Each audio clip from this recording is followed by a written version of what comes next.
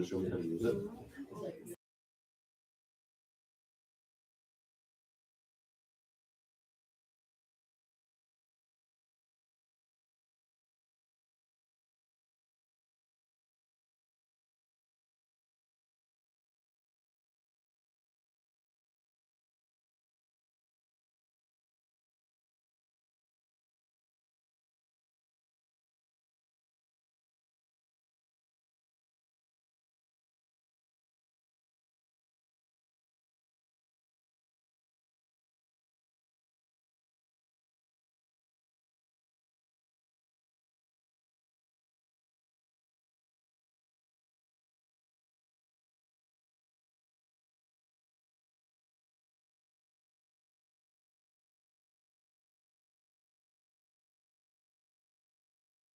Allegiance. Pledge allegiance to the flag of the United States of America and to the republic for which it stands, one nation, under God, indivisible, with liberty and justice for all.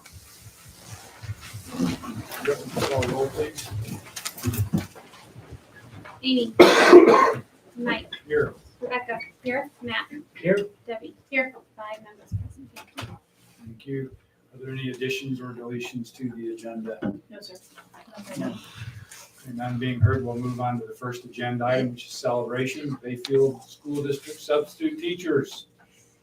So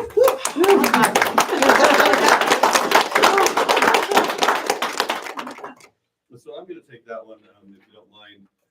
We were doing some work the other day with the HR department and looking through absences and some different things, and noticed 5 people that just really rose up above and beyond, and we're seeing them on a daily basis coming in and covering classes for us whenever we need substitutes and our teachers are out for different reasons. And just wanted to take a minute. I think it's important we recognize students all the time, but sometimes we forget the adults in our business.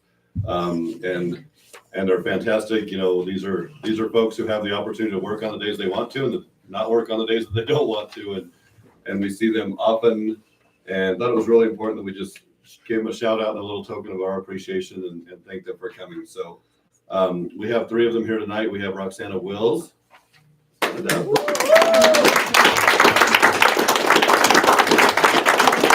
have Terry Schneider. And we have Rick Schneider. All 3 of which just, I mean, absolutely fantastic. Always willing to jump in and pick up jobs where we need them to. And, you know, the kids, I think Rick might be the most hugged person in Bayfield. Every kid either calls him Grandpa or Santa, and just really icons in what we do every day. And I think it's important that we recognize them and give them their just due as well. So we're going to have you guys come up here, and we have a little something for you. And you don't have to take your picture, but I have to take issue, though. She gets more hugs than I do. I think you give a lot. I do. Rick, I actually thought you were double shoots because middle school every time I'm there. Well, It's true. It's true. thank you. Terry?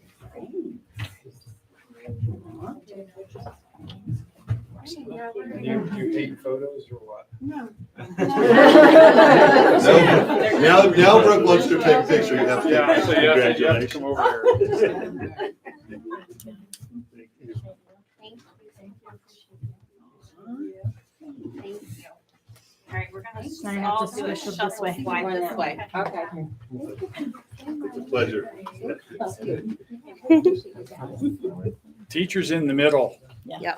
You guys matter. Of course, and I didn't know that subbing Yeah. included making mashed potatoes and washing dishes all day today. They told you last You never. Sideways here. Let me put you over here. It's hard to Okay. get us all in when there's There we 3 go. of There you. you go. How's that? Perfect. Thank you. Thank you all for what you do. Thank you. And don't at all feel obligated to have to stay here all night if you have things to do. Thank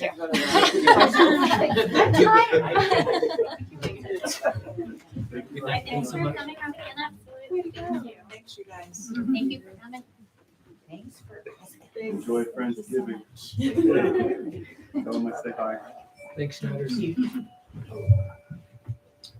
Okay, next agenda item is presentations. Presentations by pediatric partners. Sure. Do you guys want us to Yes. sit or please. stand Yes, or? Thanks. Thanks. please. You're welcome to Hi. use the podium if you want. or- Oh, sure. We can do that. Yeah, I'm Cecile Fraley, one of the pediatricians and CEO. Hi, I'm Lauren Lacroix. I am your nurse practitioner over here at the Bayfield School-Based Health Center in the old primary school building. Lauren's getting ready to contribute children to the Bayfield school system too. Next year. We just wanted to share a little bit about what's going on at the school-based health center, some numbers, a little bit of partnership that's going on. I'm not sick, but I did do Saturday clinic, and I don't want to have to call all you guys and share your Thanksgiving what I might have gotten Saturday. So I'm going to try to talk loudly through the mask. But numbers to date for this year at the school-based health center are 3,506 visits. Of those, 2,704 were physical health visits. 802 were straight behavioral health visits with our behavioral health counselor. And the structure of that is that those behavioral health services are always free. This is all public information. We get $70,000 a year from CDPHE to be a school-based health center, and that goes directly to our therapist who sees kids in Bayfield for free, both in the office, counseling, and hotspotting in the clinic. Of the visits that we talked about, just under 2,000 were either Medicaid CHIP or sliding scale. So 72% of our visits are kids that are on a government insurance or sliding scale. So I feel like that's general information. Happy to answer more questions if you guys have that. We are expanding. We feel like there's more sick kids in the Bayfield area that can't get in with us. So we're going to be expanding a second provider on Mondays and Fridays because that's when kids are out of school. And seems like really good days for kids to go come into the office. So that's kind of growth that's happening. And then we have an integrated behavioral health workforce grant that came out of Medicaid. We're using that to bring a translator service in that we've used just because we're finding in all of our clinics there's Thai and Ukrainian and other new languages that the providers don't speak.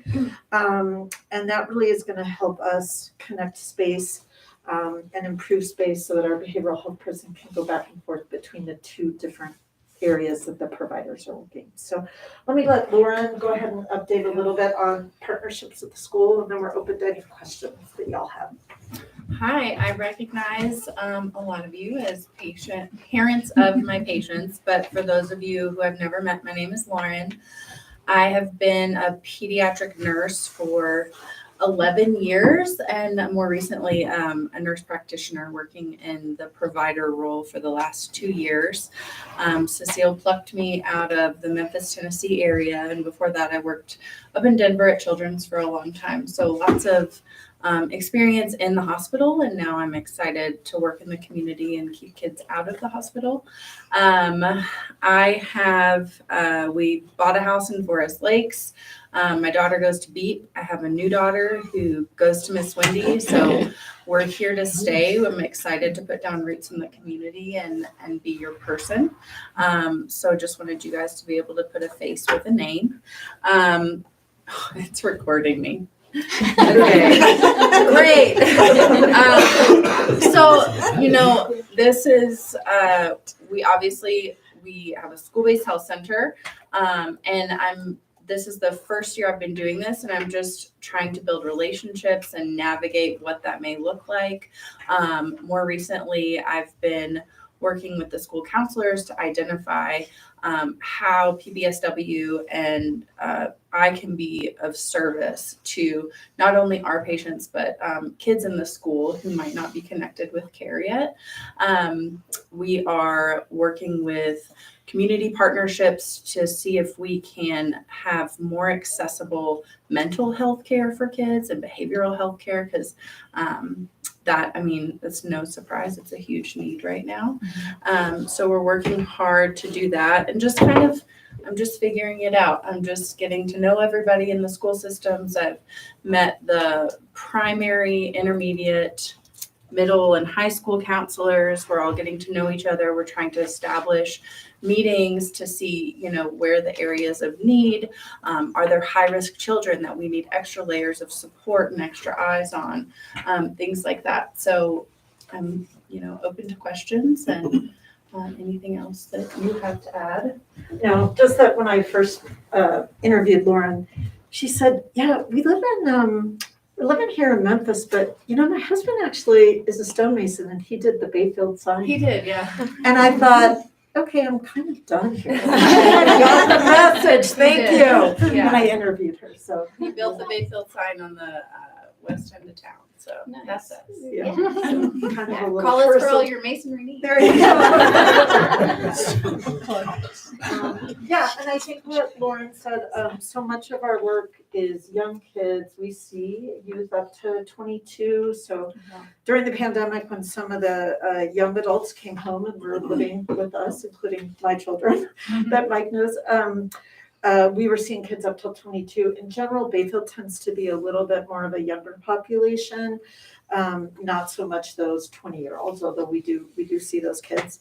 And a lot of the things we're working with the school district right now are how can we offer the counselors some crisis support without having to go call access crisis or something. I mean, that's obviously, we do that sometimes in our office, but really our goal is to keep things upstream and provide kids and families supports early before it gets to that point.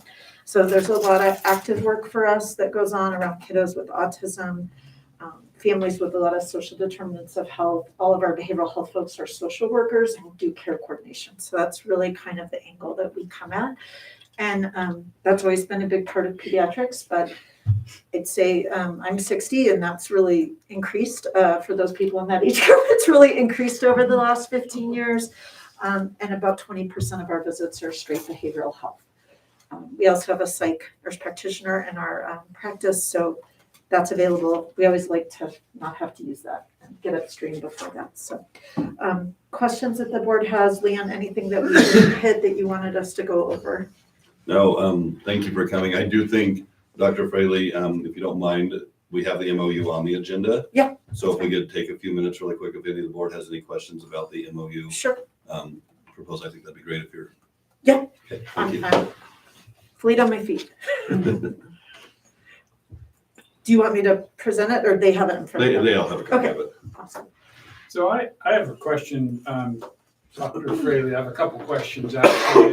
It's probably due to a little bit of my own ignorance, but one of the things I'm trying to understand is how the parents are, when is parental consent necessary? What's the age? I think it's called the age of consent of the kids.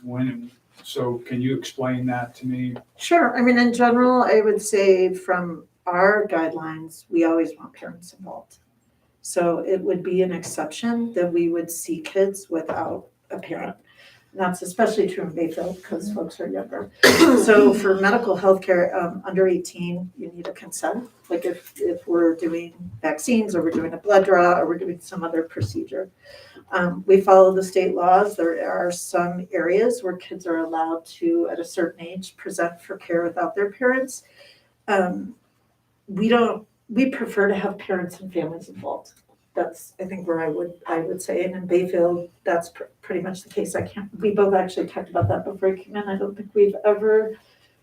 I'll just be transparent. I've been in Bayfield since March, and I did have a maternity leave, so count that time. But I've never had a confidential visit, meaning I have never had a teen come to me behind their parents' back and say, hey, this is what's going on. Can you see me without my parents' consent? I've never had that happen. Any time where, I was a teenager.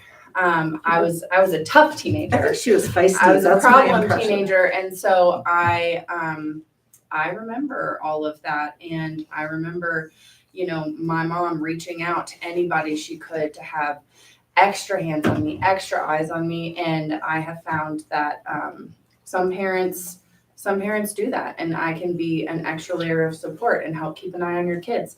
And, you know, I want kids to trust me, but I also, I'm a parent, and so I can see both sides of it. But anytime anything sensitive has been brought up, I wholly encourage teenagers to talk to your parents. And I will even facilitate the conversation because sometimes they're scared. They don't want to get in trouble. And I'll be like, okay, let's do this together. Let's go in the room and let's talk about this together. And oftentimes it goes really well, unexpectedly well. And so, you know, there's no hidden agenda. I'm a mother, she's a mother. Consent is very important in pediatrics. And mostly, I think the part where I would say the mental health, behavioral health, by law, kids at a certain age can have a right to consent for mental health and behavioral health care. We haven't done that. I mean, I just philosophically, we don't want a patient getting that care without the family being involved. It isn't. Obviously, there's situations where if a kid discloses something, just like all the teachers and other folks in the room, we're mandatory reporters. But in general, the parents are always involved for us. Okay, so thanks for that. Another question.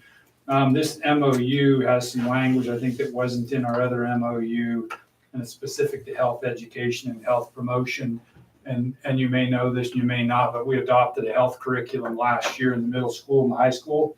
And we were pretty specific when it came to, I'll just call it the sex area of it, that it's biology and physiology. We opted to stay out of the comprehensive sex education and the requirements the state has for that, because we felt like that role belongs in the home and belongs to the parent. Yeah. And so I'd like to understand a little bit more when it says health.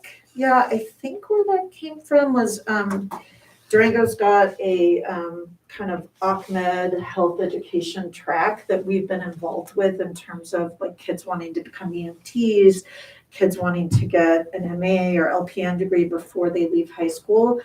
And so kids that are in that kind of health track, we've closed the clinic and have the kids in the class rotate through and do role playing. We're super big. I'm personally a big supporter of other options, like vocationally. I just don't think everybody should be on the same track after high school. So I think that Leon may be able to expand. I think that's where that came in from, where we have been happy to help out if you guys wanted us to come in and do any like kind of vocational training or modeling. At Durango High School, the clinic's connected, and so the class just came in and we shut the clinic down and they took it over and role played. So I think that was the spirit of where that came from. If you guys wanted us to come talk about becoming a nurse practitioner, becoming a doctor, that kind of thing, we're happy to do that. But we have never, as a school-based health center, we've never been involved in any of our school-based health centers around that area that you're talking about, Mike. It just, I don't feel like we're here to partner with you guys, and if you want something from us, we're happy to do it, but that's not our.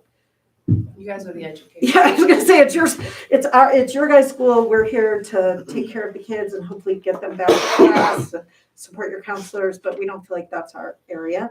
Thanks for that. I'm not trying to back you into a corner. No, I know, but we Dr. just. Fraley, Yeah. It was when I saw that on here, it felt like it ought to be a discussion topic in the room. Yeah, So thanks for- however you guys, whatever terminology you guys want to use, I think that's where that came from, Leon. I don't And honestly. at Bayfield High School, I think it's called the Health Pathways class. Correct me if I'm Allied. wrong. That's our allied health program, absolutely. Great class. Yeah. They should have had that when I was in high school. It's really cool what kids are taking these days. But that teacher, I can't remember her name right now, has invited us, and I think you and I talked about that in the summer, to come speak on certain occasions and to just talk about our education, the different settings we've worked, how things work with insurance companies, how things work with different populations, and like you can be a nurse on a helicopter and in a hospital and in a nursing home, just kind of things like that. And so that's something that I've really enjoyed meeting some of the students, and it's really impressive how much they know. They know more about systems of care and insurance companies than I do. Yeah, we all Cool. can use So- education and insurance Yeah, companies. love to keep doing that if you guys will have us. And Yeah, and we're open to, if that language, you guys wanna rework that to vocational or something else.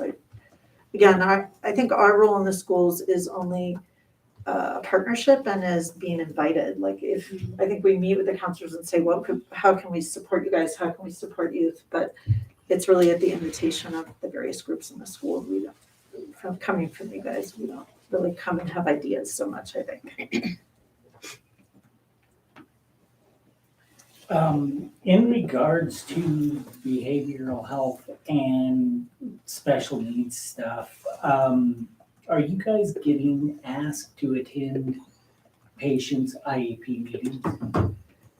I haven't As a personally. provider, we don't usually do that. I think there can be, sometimes people can request a letter that that the provider might say, here's some things that are options in terms of how a certain, like say, a kid with autism, here's some ideas of things like ABA that are evidence-based that could be used, but again, that's sort of, as far as we go generally, I don't think our behavioral health team. My mom is a vice principal, and I hear all the things. She's over all the IEPs in her school and the 504s, and I very much provide you guys with the information you need, the diagnosis, and from my understanding, that is all you need. And then you guys, like we said, we're not educators. You guys then decide what recommendations would be best for that kid. And I spoke with Andy Duffy. Is that a person? Okay. Sorry,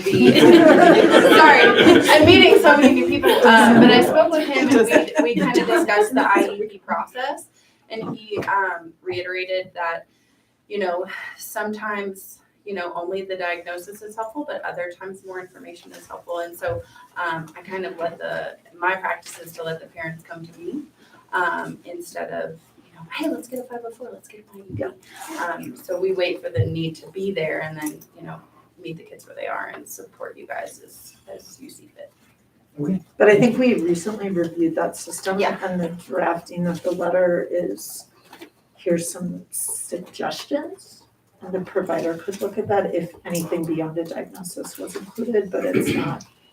Every school is different. I mean, we have kids at a lot of schools because we have kids in Telluride and Rico all over the place. And I think we've all struggled with workforce issues, including everybody. So I think if I have patients in Telluride, they can't get ABA. Nobody can afford to live there. Mm-hmm. And so a suggestion within the parameters of what the school thinks and what you guys have option. Not every school is different. So we're not in to prescribe that. Sure. If we had a student with a mental health crisis, how would that be handled? Are you guys a first line of contact? Are you there to support our counselors? That's a Are great you a question. resource that we refer out to? What does that look like? So, can I? Yeah, I think you should. I'm currently navigating that process.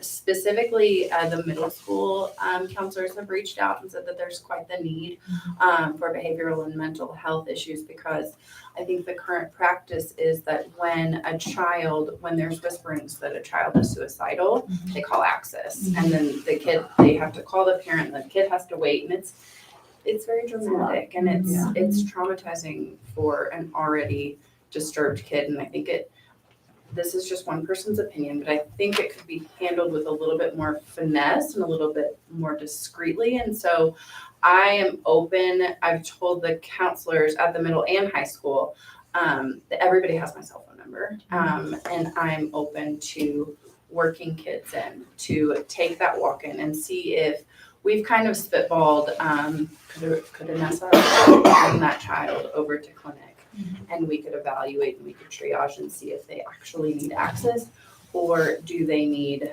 some counseling and just, a timeout. So we haven't done that yet this school year. I reached out to the counselors when I came back from maternity leave, and I haven't really heard anything yet. Nobody's called me. But I'm super open to being a part of that process. And that's something we've talked about in our meetings, like what would that look like? And I think what that would look like is a counselor just picking up the phone and calling me and saying, this is what's going on. Can you help? Right. Yeah. So you're not necessarily on site within the district buildings for that purpose? Okay. Wait, what? Well, we're in terms the of, like, K1 operating- building, but we're not in a position to like come over to the middle school Yes, with the that- team, if yes. that's what you're asking. Yes, that's what I think we would need to have the family, like, come, because that wouldn't be, especially middle school would not be, well, Yeah. really, it doesn't matter any age. It's not really appropriate for us to start seeing patients without a parent there or a Yeah. guardian. Mhm. And then, but I think what we could do is, it's kind of rare, even when we're seeing, we have 11,000 patients, we have close to 30,000 visits a year across all of our clinics. And we call the crisis team maybe twice a year. And so I think the goal would be, how can we be there to get upstream, to make sure someone's safe, make sure they're going back to a safe situation, and then make sure they're plugged in. And that's what we really do well. At the point someone is physically out of control, we might need to call a crisis team. We have had some situations where our school-based health counselor was able to de-escalate and just have people walk out, and it was just a lot better. The police just kind of sat back, and it was the instance I'm thinking about is a patient that was well known to her. So I think, I think I think the goal is that kids are safe. And it's really traumatic to have the crisis team come into the school. Yes. A lot of Um, attention, I Yeah. can't imagine it's And probably if mortifying. that's, I think if it's the, one rare situation, yes, absolutely keep kids safe. But I think if we can offer sort of getting upstream before that happens, and a more low-key thing, and the family's open to that, if they have their own primary care provider, we don't want to intervene with that, but we're certainly available.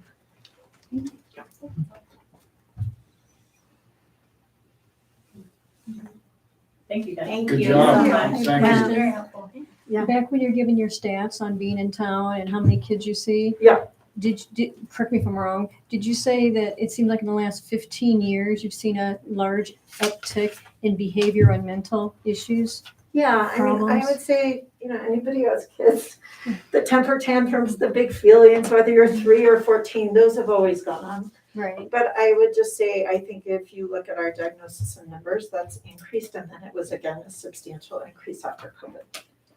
That's what I was gonna ask. Do you have any, not, case-wise, but do you have any reasoning of why you've been seeing such an uptick? That's a So big my question. I have a lot of experience in neurology, and neurology symptoms and psychiatric symptoms often overlap. So I've seen a lot of both the last couple of years. And talking with Children's Hospital Colorado neurology staff, who is very overwhelmed, it really seems that a lot of anxiety and depression came out of all of the uncertainty of the pandemic. Yeah. Children thrive off of routine, they thrive off of structure, Mhm. and that was all kind of ripped out from under them. And then, they said, go back to school, go be social. And I think that kids have had a lot of adjustment issues. And parents also had anxiety about COVID and Yes. stuff like that. So not to like beat the dead COVID horse with the stick, but I've been a nurse for 11 years, and I've seen a dramatic increase in anxiety and depression that's manifesting itself like with physical symptoms. And so oftentimes kids like seek care and get misdiagnosed, but really the underlying issue is oftentimes anxiety and depression. And that mood stuff is kind of what we see. Yeah. I think middle school kids want to be with middle school kids. And high school kids want to be with their people other than their family, when they're not with their families. So, yeah. And I think we could all sit here for a long time and have a conversation what's happened over the last 15 to 20 years. Thank you. So, but our goal is to try to get upstream and give kids the supports, whatever that might be. Thank you both. Yeah, always less, always more holistic. That's our approach. Thank you. Thank you. Thank you. Yeah.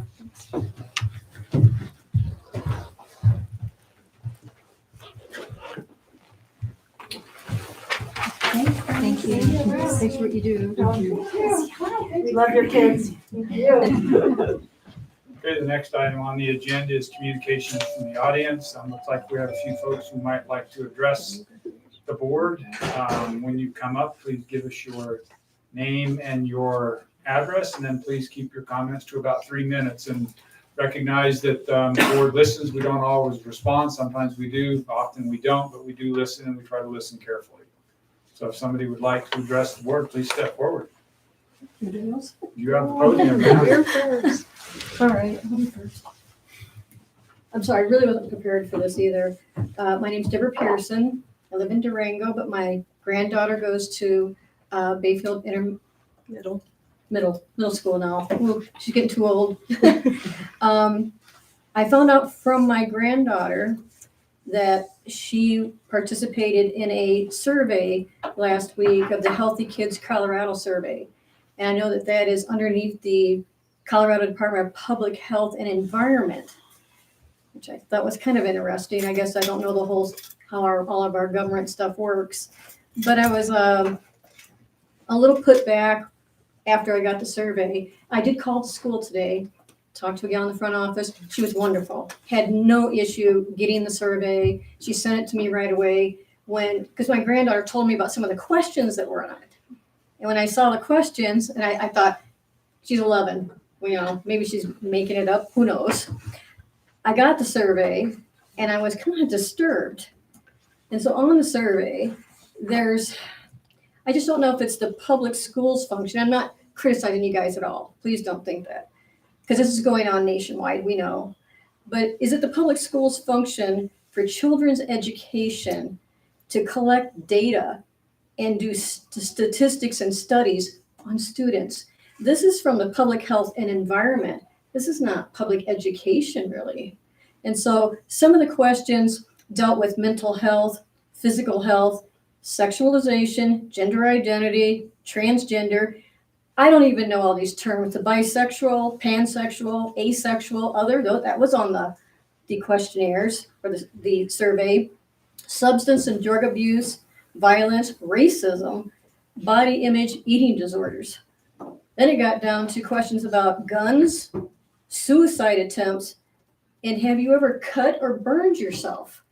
I thought asking an 11-year-old, some of these kids will read these things and they may not know about it. I don't think when I was 11, I knew anything about cutting or burning yourself. But when they take that on a survey, kids are so inquisitive, they get on the internet and they start searching. What does that mean? What does it mean to cut or burn yourself? We know as adults now what that means.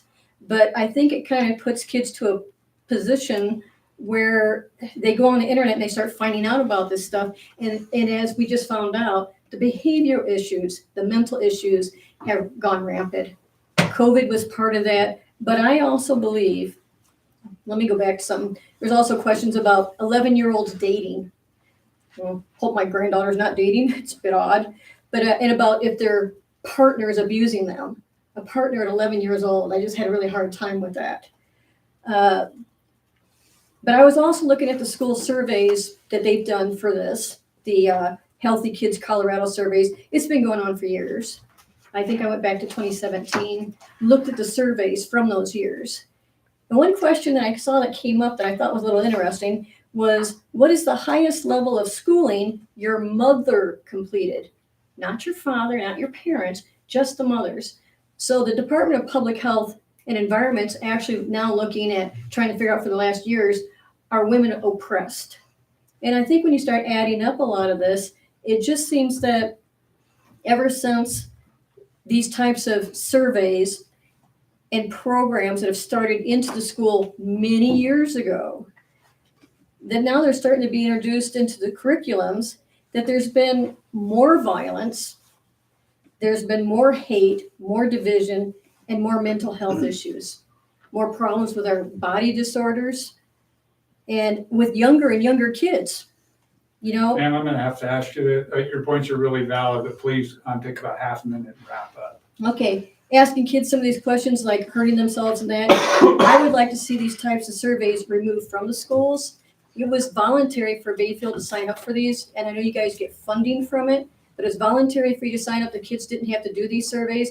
And if you did do the surveys, it definitely says that you could have removed some of these questions. And these questions weren't removed.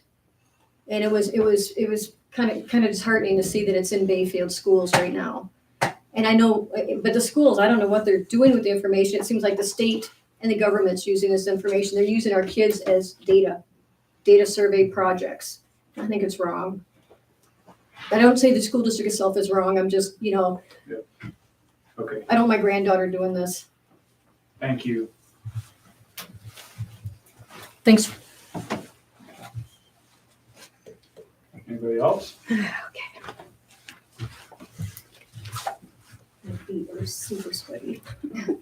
Name and address. Heather Debates Pearson, 109 Cinnamon Drive, Bayfield, Colorado. Thank you. Okay, this is my second time doing this since high school. Hi again. Like last time, I'm gonna keep this short and sweet.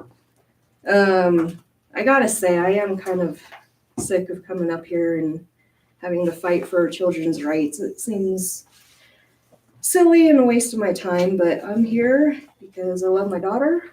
I'm gonna jump right into the survey. My daughter's teacher did not give my daughter a choice on the survey.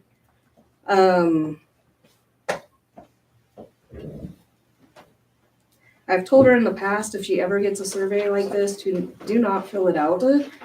I got no information, no emails, no nothing saying that this survey was coming. I've heard it's an opt-out situation. Why are we messing with opt-out? It should be opt-in.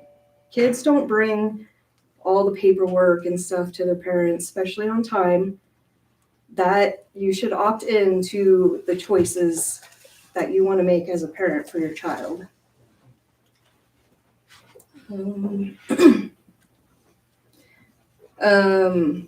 not quite sure if this teacher did this, but my daughter thinks that the teacher said she was going to get a participation grade in order to complete the survey. If you know my daughter, she is all about her high grades. Let's see what else. I actually wrote the teacher an email as well, asking like, why did the other teachers give students a choice to take the test and your class did not? I did not get a response. I sent it on a Friday, which to my understanding, teachers should have enough time to email on a Friday when there's no students at the school.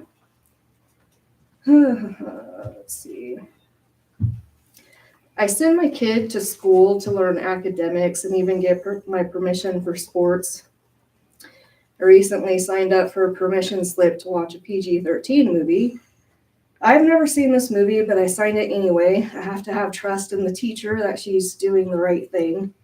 So I signed that piece of paper. I want to be able to send my child to school with the same trust that I want to give all the teachers at that school. I want to trust that they're not going to be filled with stuff that I don't agree with. On the survey, okay, at the beginning of the survey, they had where you don't have to fill out the questions of the survey, you can skip it. My daughter did not read that part. She wanted to go through the survey and hurry up so she can get to her homework, which advisory, that's what it's there for. They didn't have an option like, I prefer not to answer, I do not want to answer, nothing. Students are embedded. You fill in all the black dots. You do any survey, anything, that's what you do. Black dots, you fill it all in. To be told, oh, you don't have to answer that question, just leave it blank. Why not have a black dot saying, hey, I don't want to answer that question. She told me that it made her feel extremely uncomfortable. Nothing at school should make a child feel uncomfortable. Heather, I'm going to give you about 30 seconds, please, to wrap up. Okay, I'm almost done, so that's good. Our kids get enough of like sexualization and everything through TV, movies, even Disney. Why are we doing this at school? Like, we need to man up and get this out of our schools. So, Thank you. thank you. Anybody else? Okay, thank you both. We'll move on to the next item on the agenda, which is district reports. And we'll start with the superintendent's report, Mr. Knapp, floor. Thank you. First, I want to give a shout out and thank all of the board candidates that ran for the school board, as well as the community, for really a positive school board election process. It's nice to live in a community that when we have an election, it's not a mudslinging election or anything like that. Everybody was very, very positive during the campaign process, so thank you for that. We'll move forward once the election results are certified by the county clerk with the swearing in of new board members and election of officers. Currently, that's tentatively scheduled to occur at our next regular meeting on November the 28th. Through feedback from the DAC committee, BSD staff, community members, and a discussion at the board retreat, we will be posting a part-time position for a communications media specialist. We actually posted that today. This position will focus on communicating activities and events that are occurring in BSD through written communications, social media, and press releases to the various media outlets. This is a component of our strategic plan, and we hope that we can continue to focus on sharing the great things that are happening in our district and community. We get coverage for a lot of our sports activities and our athletics by our local newspaper, but a lot of great things happen in our classrooms each and every day. So we think this is important to really focus on improving our communications to the community. We are in communication with Pueblo Community College about the future of our partnership. We're currently serving very low numbers of our students at the Pueblo Community College Southwest site here in Bayfield and are evaluating the best way to move forward. I'll keep the board updated on our progress, and we'll plan for a discussion item in the future of the board meeting. We're wrapping up our student and teacher perception surveys. We hope to have results in December. We're spending time with our leadership teams on best practices for analyzing and rolling out the data to our staff. Mr. Hesford and I attended the What's Right in Education Leadership Conference with Huron Studer 2 weeks ago. We're excited to elevate our school district to the next level in our continuous improvement work. We were able to bring some great next steps for the rounding process, as well as great processes for rolling out our survey data from the student and teacher perception surveys. We've named Mr. Will McAllister as the interim principal at Bayfield Intermediate School beginning on January the 8th. Mr. McAllister will complete the second semester of the school year as the interim principal. We are in the process of identifying an interim assistant principal at this time and have some great candidates and some great options. We will post both positions publicly along with our other postings for the 24-25 school year in February, and we'll be very transparent about our hiring process to select the next principal and assistant principal at Bayfield Intermediate School. CASB conference is December 7th through the 9th in Colorado Springs, and we will be leaving on Wednesday, December 6th at 10 o'clock from the district office. Please make sure you're in contact with Brooks on the specifics if you're planning to attend. That's all I have. To point out that Mr. McAllister's in the room and to thank you for stepping forward again. No, I mean, it's a big deal, Will.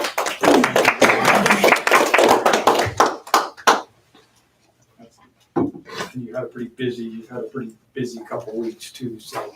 Yes, sir. Lots of thanks to you. Appreciate it.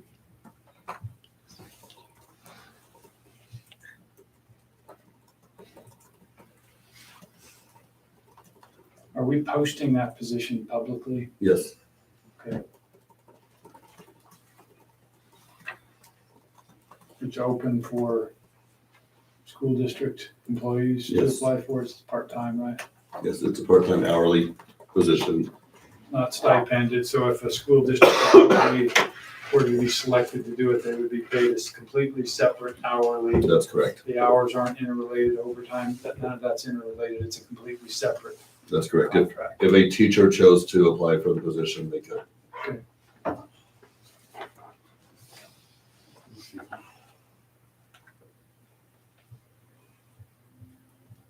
Do you know how many students we have enrolled at Public Community College right now, roughly? We are serving, Ms. McGlinnis, you may have to help me out. On Fridays, I believe that we have About 6 taking a Friday Academy class. There are about 14 taking Composition 1 class and a small smattering, I cannot remember exactly, taking an online course. I believe we have less than 40 total students taking a PCC class, and that's a blend of online, in person, and a Friday Academy.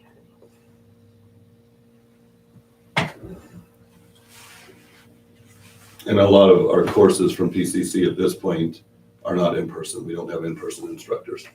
So they're being taken virtually with students sitting in a classroom at PCC with a virtual teacher. And we feel like we have some other avenues that we can explore to continue what's best for kids and to look at our options. How many classrooms do they have down there? There are 5 and an office space, multiple office spaces, and a conference room. Yeah, it doesn't seem like the goal that we originally set is being met, because when we embarked on this some years ago, the goal was to provide, the kids who wanted to move on or do more, provide them opportunity to do it for whatever reason. It's just never really taken off. It hasn't achieved, I don't think, the goals we set forth. Yeah. And I don't know exactly why that is. I think there's been some conversations around teacher, right? I don't think all the teachers that we need there as part of the program. PCC struggling, I mean, no different than most industry right now is on hiring folks to come in. And then on top of that, you see a movement at the post-secondary level to that distance learning model. I mean, that's becoming more and more common. Our students are very clear and have been very clear that they want an adult, a live adult standing in front of them and learning from them.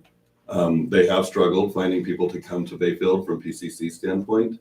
And we've talked about that and we have some scheduling issues. I mean, just to be frank, in scheduling with a high school schedule and a college, and we've tried to work through those, but we ask for certain courses, for example, some advanced math courses, some of our advanced English language arts courses, and they're not able to fit them into the schedule and provide them for our students. So we start looking at options elsewhere. We have students, again, which we haven't had for a few years, but we're back to, we have students going to Fort Lewis for part of the day, and they have that in-person instructor there. And the question has become, do we truly need a facility if we're using a virtual online component? Can that be done at the high school on the footprint that we have at the high school? Do we need a separate footprint in transporting kids and moving kids back and forth for such a minimal amount? Now, on the same breath, the Friday Academy has had, and that's been a allied health program and has had in person, and we're seeing that. And so there's still some options, but I think really taking a look at our facilities, taking a look, are we getting the best use out of our facilities, and having that conversation is important. So I was, Ms. McGlinnis and I met with the team, Dr. Snyder, and Perry Pepper from PCC, and had a conversation and let them know, I mean, that we need to look at this, and they actually agreed with that conversation. Dr. Javik, who most of you have met before, is the president of PCC in Pueblo. She's announced her retirement. So we'll see the vision shifting of PCC as an organization. And I think we just have to be transparent and honest that are we utilizing our facilities to the best that we can, or are there some other options that we should be exploring and other things that we could utilize those facilities for? Before COVID took over and threw us all off track, we were, I don't remember what year this was, but I remember specifically having conversations and having people present about the struggle with our GT program, because it's hard to do, just because of the classroom structure and I don't know how teachers do it. I don't know how you differentiate. That's a nice word, but it's extremely difficult to do. And I have felt pretty strongly that the opportunity to take college courses was a real benefit to some of those GT kids, and also they can get into college with as expensive as college is with a year under their belt. So it's a shame to me to let go of it. It would be nice to find a way to actually work. Yeah. I'm not sure what the answer to that is. I'm not sure. Are there other options? Oh, absolutely. And we work with other partners too. And that's what I think we're saying is we're not going to take the opportunity away, Right. but do we truly need the facility? Right. If most of this is happening we have some concurrent enrollment classes that our teachers teach that students get college credit for. Ms. Henderson did it for a long time. I think she's still doing some at the high school for our seniors in English, and they're getting both high school and college credit for. And we're still looking at, and that's a conversation Ms. McGlinnis and I are having, is, what does this look like? If we have 20, 30, 40 students who are wanting to take online classes through the colleges, we will provide a space for them to do that. but we think through some creative pieces that we can provide a space at the high school instead of leaving the high school and coming down here. That's where I'm struggling is we wanted to provide that college environment for kids. The college environment isn't picking you up from one room, moving you along the way to put you on the other end of a screen. So who's down there with these kids, with these online classes? Right now, there's an assistant, an executive assistant, like directors or and a site director that's working down there. So she just goes and turns the video on and. make sure the kids are okay and have everything they need. She's pretty great. We don't have anybody there for like student management and discipline. They're college level students Well, yeah. in that so I was situation. just curious who was in the building. Yeah, they have a site coordinator.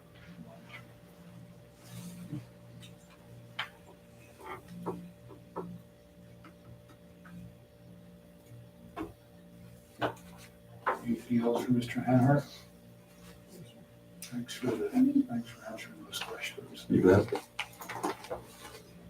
Okay, district reports. The next item is board member reports. We'll start with Mr. Turner. None from me this month. No legislative update. No. I'm not gonna dive into HH at all. They're Okay. still trying to figure that one out. Okay, fair enough. Ms. Parnell? I do. I have quite a few updates for you guys. I'll try and keep it pretty brief. We did our BIS SAC meeting. We spent quite a bit of time reviewing a draft of the scorecard.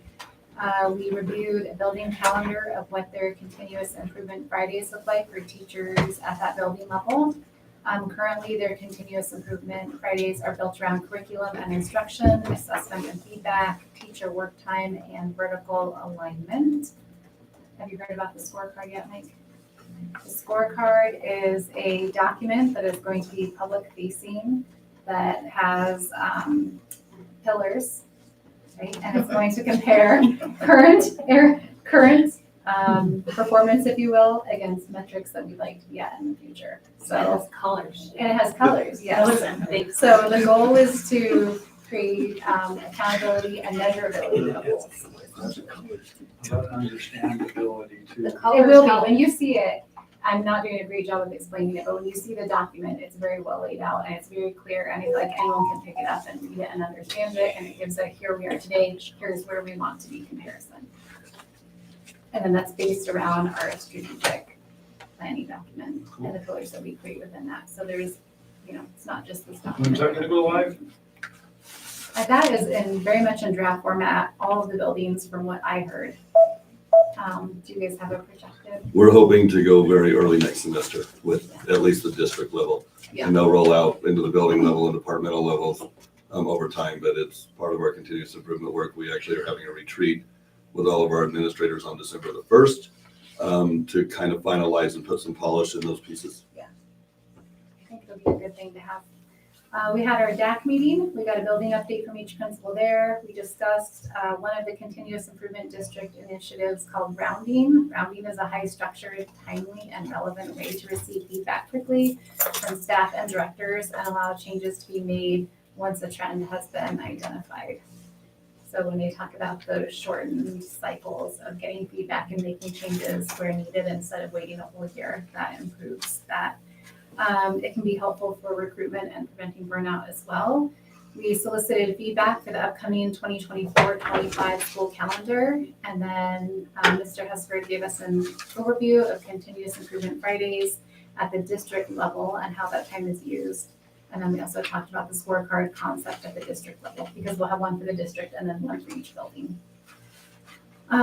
We had our BMS SAC meeting. There we discussed the goals for BMS, one of which included increasing the number of students meeting or exceeding expectations by 5% on CMAS. We talked about celebrations. Now that half of all of our students at BMS are on honor roll, that's very exciting. We also discussed the draft scorecard at BMS. Then we had our primary school SAC meeting. We did a review of UIP goals. We got an update on PAW Patrol. Sounds like the kinks have been worked out and everyone is happy now. We also talked about Pickup Patrol. So We'll be there on the safe. double. I love I know what you're talking I was trying to when my kids were little and I wasn't even gonna stop. And now forever being my favorite. You guys all got it, I didn't. Okay, we talked about Native American Heritage Month, which is the month of November, and some activities that the primary school is doing to celebrate there. They're gonna take a field trip to the Southern Youth Cultural Center. They have a Native American Heritage Dancers Assembly on November 16th, and then Mr. Matthew Box will speak to each grade level in December about Native traditions during the winter holidays. We also had a conversation about continuous improvement, rounding and building the scorecard at the building level there. Wow. Yeah, it was a busy 2 days. Good stuff, though. It was all really good, and it's good to see, we definitely are seeing common themes discussed throughout each building, and it's nice to see that alignment there. So, That's good, that's hard to accomplish. So the rounding deal is based on rounds like medical professionals do in the hospital. yes, I it's- learned that. like how they would go into the room and talk and see what the issue was. To take their vitals kind of thing. I thought that was cool. Can we please call it Paw Patrol? That It is weird. And that's all I've got for today. Thank you. You're welcome. I don't have a report, so we had 3 policies to discussion last time, G, B, A, AC, which we were all pretty good with. And then JBB, which we had some confusion on in terms of the language, because the policy itself, while directed at students, had some internal language, which, you remember this, would kind of indicate that it was in regard to employment. So Mr. Hanhart just tinkered with that, or Brooke has tinkered with, somebody tinkered. I have reviewed it, it does make a little more sense now, and we'll see what the action is. And we ran it by the Lawyers Academy Yes. as well. Yes. And that's good. So, but that was how they wanted it to read.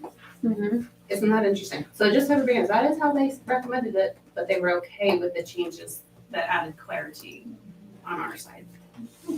Okay, thanks. Even if they wanted, it didn't make sense to us. Okay, thank you.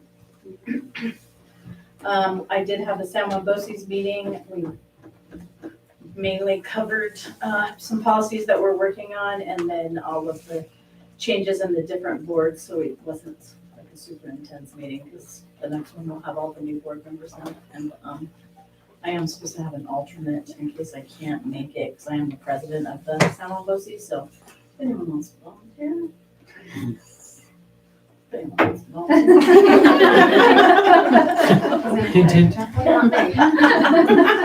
We'll discuss that at the next meeting. You can volunteer, you Yeah. know, I just would not be there. But anyways, yes, that was basically, all we have. The next meeting will be. And you're seeing board members next meeting? Did Yes, you say? it feels like we're losing quite a few. How many board members are there? There's 8.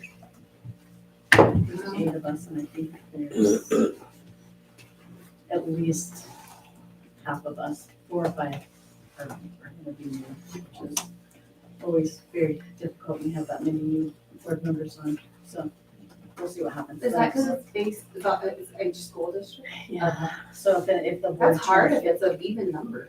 It is. It's weird. If the That would be board weird. turns, the board turns any members that are on the San Juan BOCES, then that board turns too. So, Okay. yep, so we'll have new members next time, and I think we have to do officers all over again. Yay. So anyways, that's it. Thank you. And I do not have an update for the finance committee. So, that's it for board member reports. The next district report is VHS report for principal in class. Hello,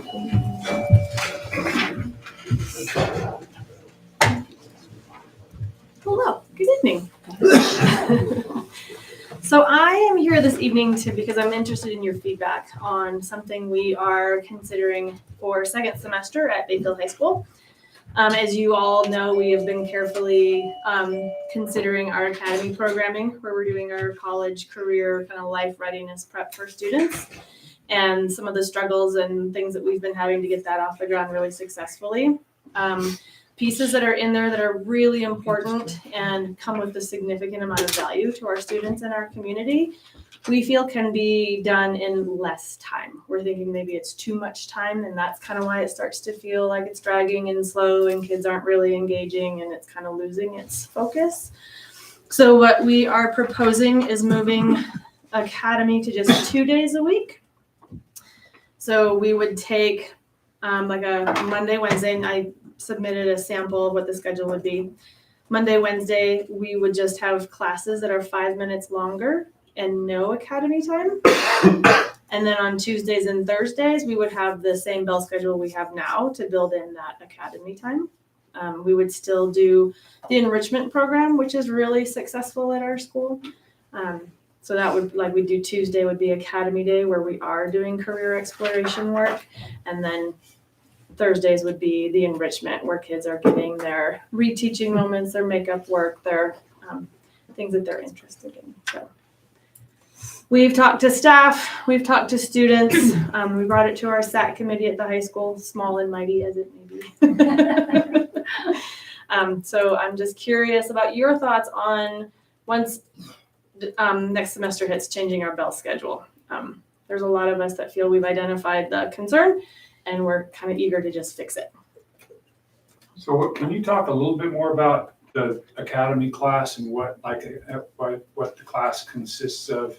The curriculum we're using in there is twofold. It's the state regulated ICAP, which is a term we don't really use anymore, but it's the career exploration and readiness stuff where they're doing career interest inventories. They're considering whether or not college is a path for them and how to get ready for that. It's aligning their career goals with classes they're going to take and kind of writing goals for their time in high school and beyond.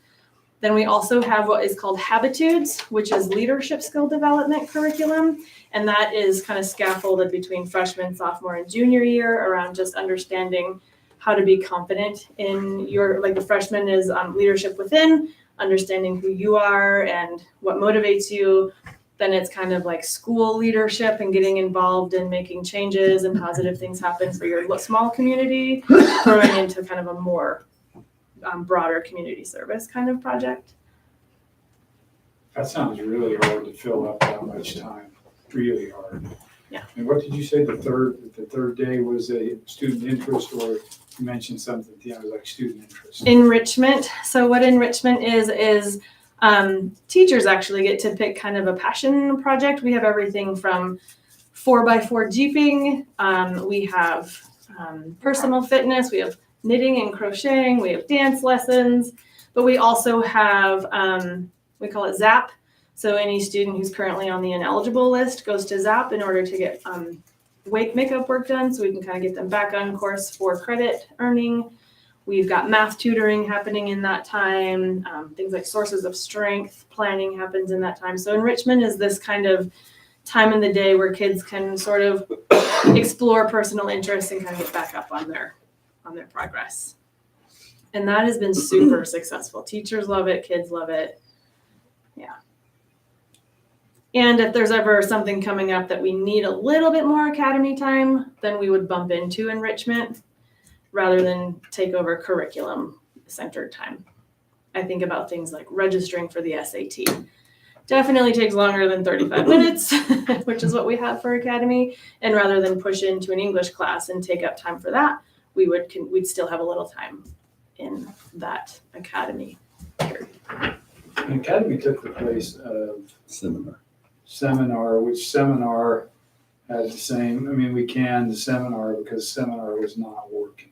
Right. And academy's been a bit more successful with the curriculum really centered on developing students for post-secondary readiness. We still just it's too much time. Yeah. It's too much time. And so we find study halls, we find disengagement, we find it just kind of starts to lose its impact when everything we can do can kind of get done in one day.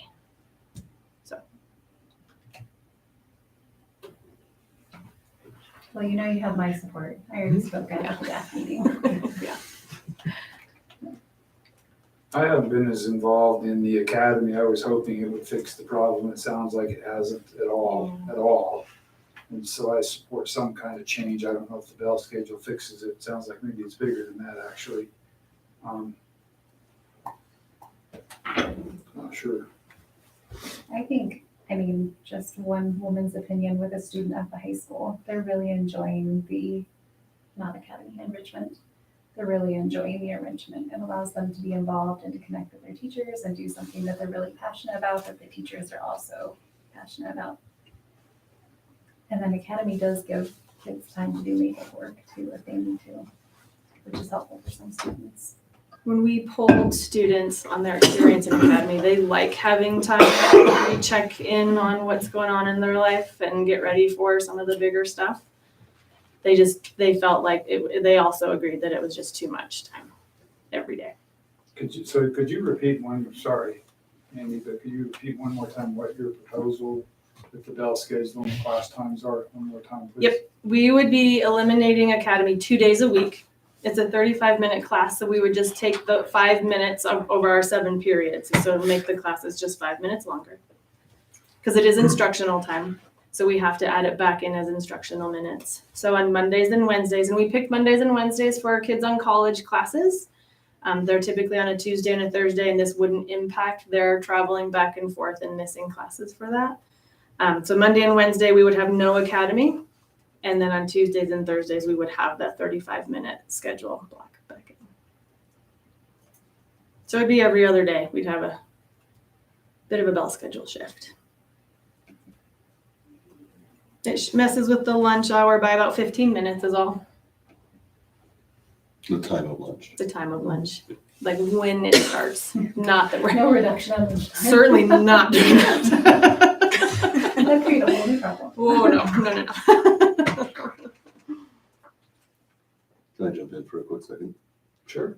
As the former principal of the high school at one point in time, we've seen multiple iterations and we've had multiple conversations. We've changed the name, we've changed the structure. I think this is probably, and I asked Ms. McGlinnis to come and get feedback from the board. It's not something we will bring as an action item, but we really wanted to hear where the board stood on this. I think this is the first time we're probably heading in the right direction instead of continuing to change it and call it something different. Frankly, it's more important that we have students in instructional time in classes, and that's what we're learning.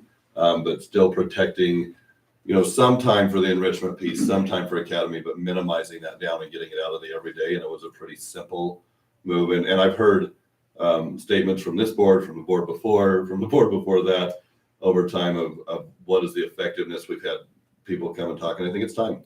It's time we have that conversation of, is this the best use of our time?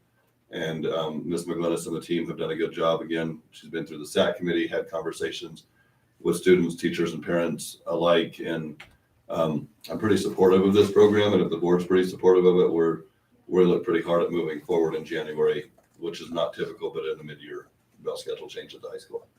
I appreciate the action in January rather than dragging it out until the end of the year. I agree I 100%. think There's that no reason there's not. to go through another semester of misery.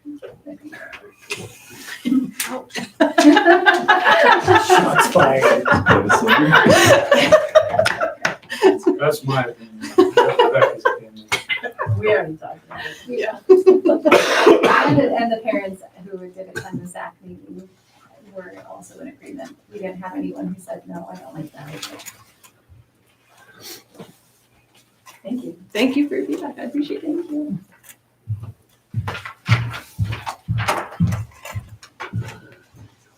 Okay, consent agenda. We have 3 items on the consent agenda, which are approval of the personnel agenda, approval of the minutes from our October 17th, 2023 meeting, and approval of vehicle purchase. Are there any questions on any of these items?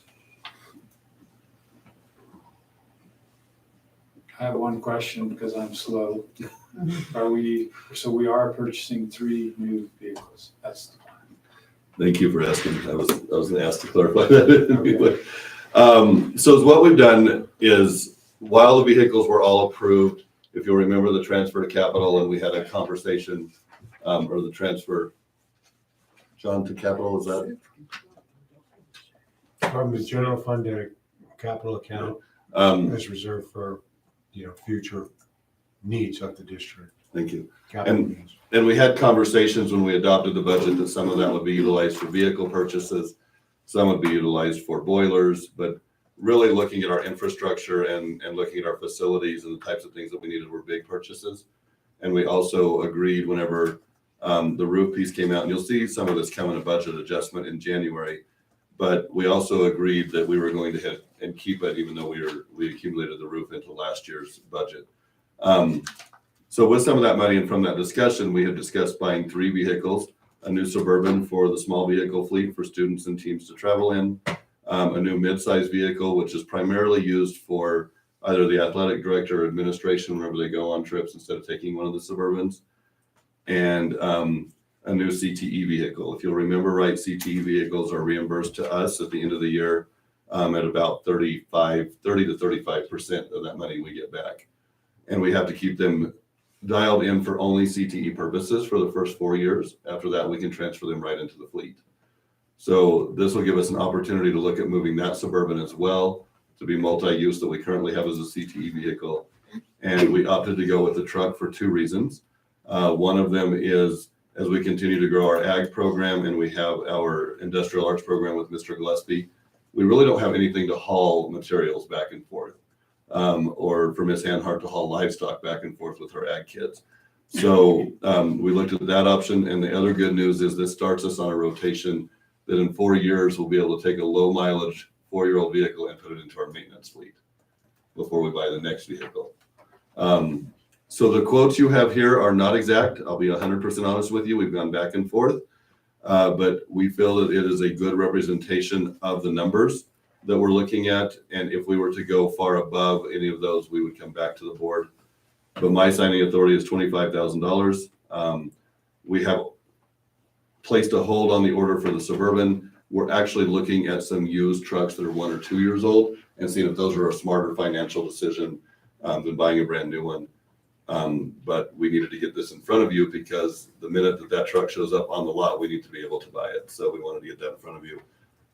We went through multiple quotes, worked with multiple different Ford, Chevy, Dodge, worked with multiple different folks. And at the end of the day, we think it's smart to try to bring all of our vehicles under the same label so that our mechanic is able to do the training and things that all fall under the same level. That was a longer explanation, but that is everything I had to say about it. No, that's a really, really good idea. Getting everything under the same label, so you have access to information, stuff like that, makes stuff like that cheaper. I like that.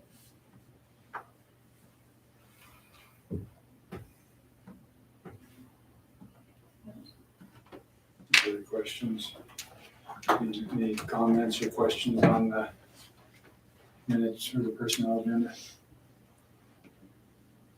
Right, I'll make a motion that we approve the consent agenda, including the personnel agenda, the approval of the minutes from the October 17th, 2023 meeting, and the approval of the vehicle purchase as presented.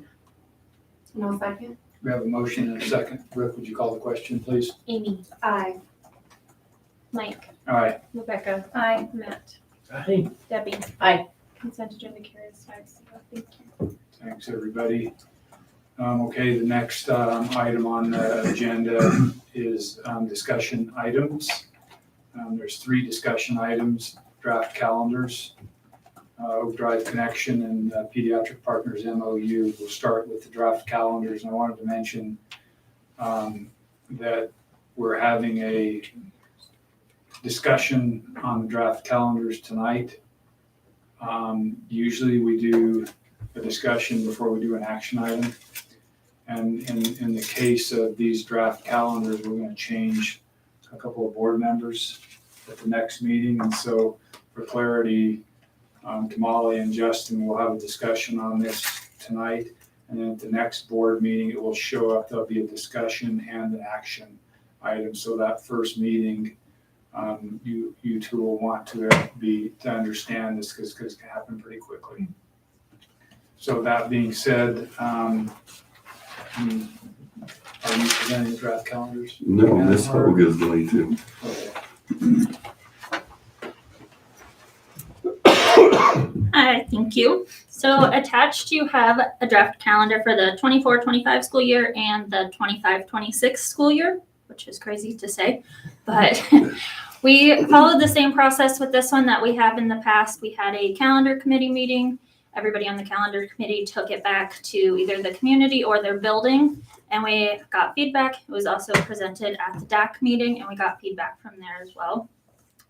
So if you look, and during those feedbacks, there was no voiced objection to presenting two calendars instead of one, just for planning purposes and for our staff to be able to plan really more further in advance. So both calendars very much mirror what we are doing this year and what we did last year. It's the 4-day week with the continuous improvement Fridays. We'll start that first week of August for all of our staff to come back. And then we'll have that second week is going to be for our students. They'll still have the 6th and 9th grade start a day earlier than the rest of the students. There are the 2 weeks that we will have school on Friday. One falls in September and one falls in January. And that's just based on a holiday being on those Mondays. So it would alternate those 2 weeks just as we've done last year and this year. I have a question. On the 2024-25 school calendar, we have spring break as the 17th through the 21st. And then on the 25-26 calendar, we have the 23rd through the 27th. I know we try to align to what the districts around us are doing and Fort Lewis is doing. Is that just are we gonna change that? Or what is that? How come they're two different? The way it 1, 2, falls. 3, 4. Because one is the third week of March and one is the fourth week of March. It's just the way it worked is it would align in the same place just with days, how it adjusts. So for the, I think it had some, I'm not sure why it is that week, how it aligned. I'm going to address Yeah. it more globally if you don't Okay, mind. perfect. There is one concern with the 25-26 year, and we're going to have to leave that, even if we adopt them, and with the understanding that we may have to change spring break. And we would put that caveat on there because Fort Lewis has not set their spring break out that far. It's very typically the third or fourth full week in the month. That one may be a mistake, and we need to take the 25-26 calendar and back it up to the 16th through the 20th. But as I look at both of them, I know that next year's at this point aligns, and we have not heard back from Fort Lewis. Okay. So that is one of the downfalls of adopting 2 years out, is you almost have to put an asterisk at the bottom of it and say that there is some areas that are subject to change. Yeah, because I wouldn't want someone to plan their vacation like a Correct. cruise and then come back and say, you guys had this adopted and Right. now we've invested all this money and can't go on our trips. That seems like another pretty significant risk to getting that far out. And it may be, I mean, we can do some research between now and the next meeting to make sure that, to see if Fort Lewis has set theirs, because that's what's pretty common here, is Yeah. everybody lands with Fort Lewis. Yeah.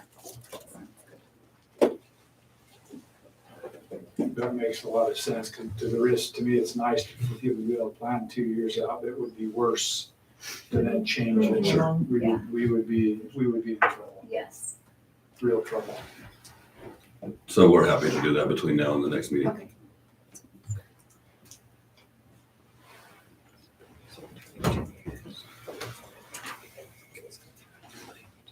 But you are sure of it for 24-25? Yes. Okay.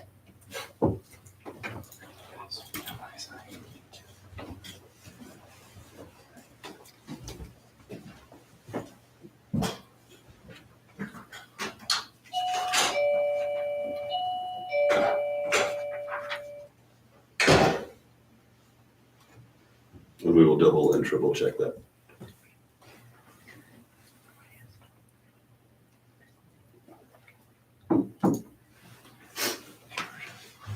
The other feedback we got at the DAC meeting was making sure we're clarifying kindergarten start so people have time to notify their employers. Right?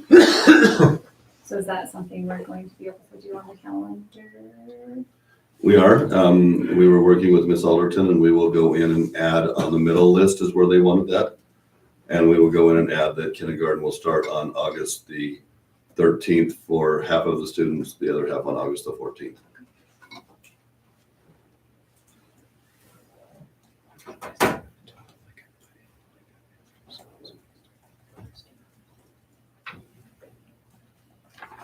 Because the word, I think is what you're referencing, is from the DAC meeting, where it says first day of school, all students. Yes, Has exactly. become a little bit of a struggle. Yes. And when we changed this a couple of years ago, we left us a whole lot of room to be able to add some more things right back to the middle column there, so Yeah. we'll fix that. Yeah.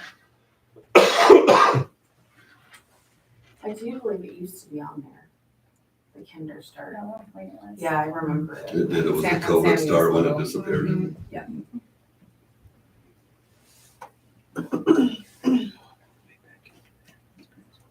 Any other comments or discussion on the calendars? No. Thanks, Sam. Thanks, Ms. Hope. Thank you. Thank you. Okay, the next discussion item is town of Bayfield Oak Drive connection. And just a little bit of background on this, the town, has had some studies done on access for when subdivision on the east end of town gets developed. And I guess backing up, well, part of that whole mix, when we signed our annexation agreement for Bayfield Intermediate School, we had to sign an annexation agreement with the town because we needed town services, water and sewer. When we signed that annexation agreement, which was 2016, there was a couple caveats to that. One, the north-south property line, the east property line that runs north-south. We had to get a grant a 30-foot easement on that because someday the town is going to build a road from where Bayfield Parkway ties in at Evening's Porch and runs due north. It'll split 30 feet on our property, 30 feet on the other property. So we had to grant that easement, if that makes sense. We also granted another easement on the south side of the property that runs east-west for access to, I think it was to Paul Peoples. That's a part of the annexation agreement. The other part of the annexation agreement was an easement up at on the north end of the property. And essentially that easement runs from the northeast corner of our property west. Can't remember, it's about 400 or 500 feet. Does that make sense? Can you guys kind of envision that? So the town, when that subdivision gets developed, the town has to have a through road that will run essentially from the middle school, the road that passes in front of the middle school, which is East Oak Drive, and run east to connect to that new subdivision. And to do that, they really need to build a section of that road through school property.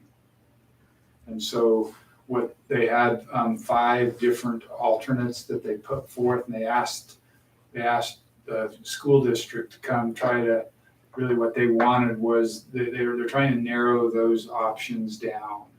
And so Leon and Rebecca and I attended the last town board meeting. It wasn't an official vote, but they were looking for us to give them really kind of a nod on moving forward with the design on a couple of those, trying to narrow the design down a little bit.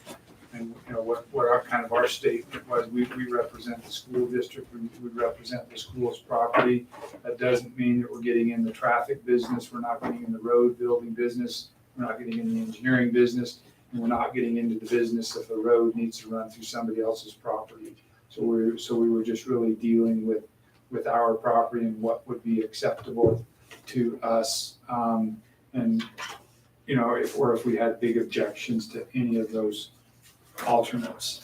And so if we look at these alternates, they're actually, with the exception, the first sheet that you see there really is the big picture that I was trying to hopefully do a good enough job of describing. Can you pull that up, Rick? Please. So if I'll just kind of point at this, it might be a little bit easier. This is Highway 160 right here. And when we built the intermediate school as a part of the approval of that, the district had to pay the town $500,000 for future improvements on 160 right here. This is where the convenience store is right here, and the liquor store next to that evening's porch. But what we had to do is contribute $500,000 to this intersection improvements. And I think they're supposed to be done. It was like before 30-35 or something. It's out there a ways. But the idea being, because we're putting an intermediate school up here, we're going to increase the traffic load on the north end of town. And so the improvements that are going to happen here, there's going to be another traffic light. We're going to be a 2 traffic light town. But it's really for safety, for getting the amount of traffic in and out of there. So then this road right here, Evening's Porch is right here. This is our property. We gave a 30-foot easement right here. We gave this easement down here on the south end of our property. And then up here, there's another easement that they need to run a road through here. So if we could go to the next slide. There was 5 options, and 3 of them were really, really similar.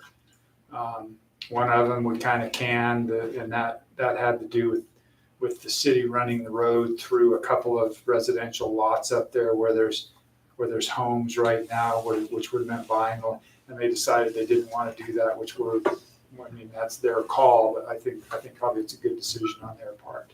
So they were asking us to try to help them narrow this down, and really the ones they were most interested in looking at were option number 1.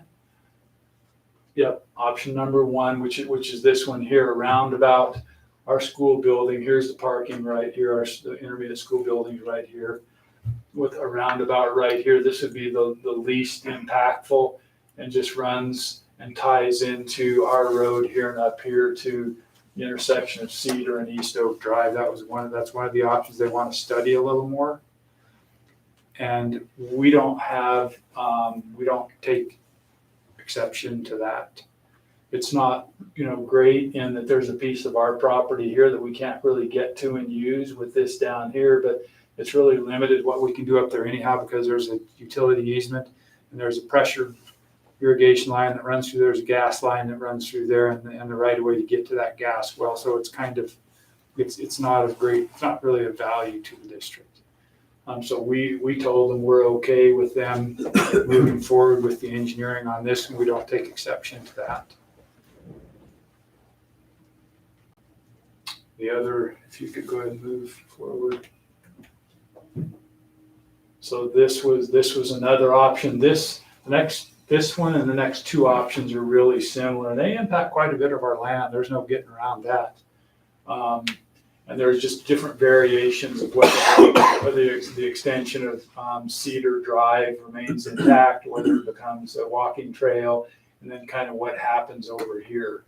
And we were actually, I think it was A3 that they were most interested in. So if we go to A3. I think it's actually 4. A4, okay.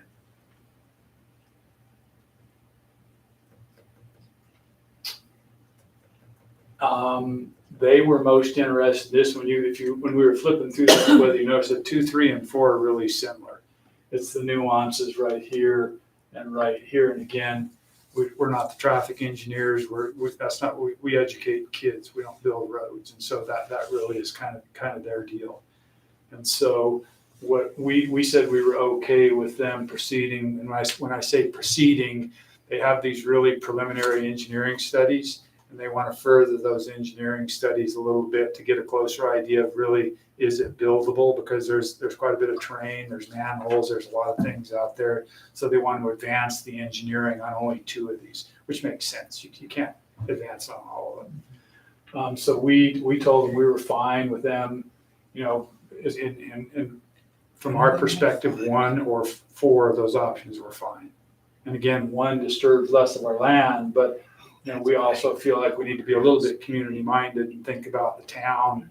And this, if this, when this fully builds out someday, that's going to be too much traffic, and they know that. So they have that decision to make.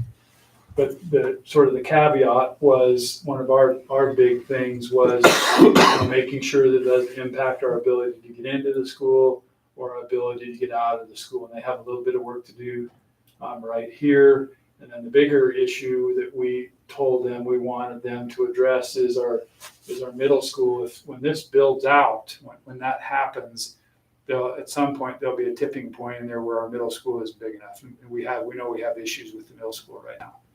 And we were pretty forthright. We spent some money on a roof last year, which we had to. You can't teach when a roof's leaking all over you, but that will be one of the first buildings that we have to do capital improvements on. And to do that, pretty likely those improvements might happen right here. So at any rate, we told them we were pretty interested in preserving these accesses to our property. That was important to us, so they're supposed to look at that. And when you look at what we pointed out, when you look at this access and school access and this public, those are really close together. And there's a limit on how close together you can put intersections without running into traffic problems. So really, that's their baby. But that was again, it wasn't a vote, and we told them they're looking for us to come back. We told them we aren't going to have a formal vote in the board meeting, but we're going to have a presentation like we're doing right now. Just make sure that the board doesn't have any objections to A1 or A4. And then when the actual what we feel like the process would be, the easement up here is not. We don't believe the easement is adequate to get this road built. It doesn't cover this whole road. So when it would come to the board, when the time came for actually board action, it would be in the form of a modification to their easement up there. But it's important for us to recognize that, kind of once we start them on this path, those things are hard to change. And so although we're not legally, we're not voting on an easement, if we cut them loose and then in a year or two we tell them, now we're just kidding, that's a pretty major thing. So we would want to feel good if we give them the head nod on either option A1 or option A4. And that's in the meeting, we told them we think that's the case, but we need to go back and talk to the board. So not looking for, again, a formal action item, but any comments or concerns anybody might have about either one of those options.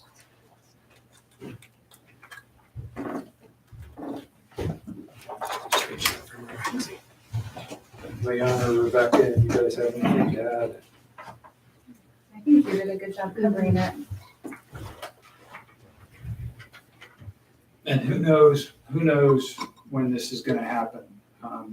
It's hard to say. Sure. Depends on growth.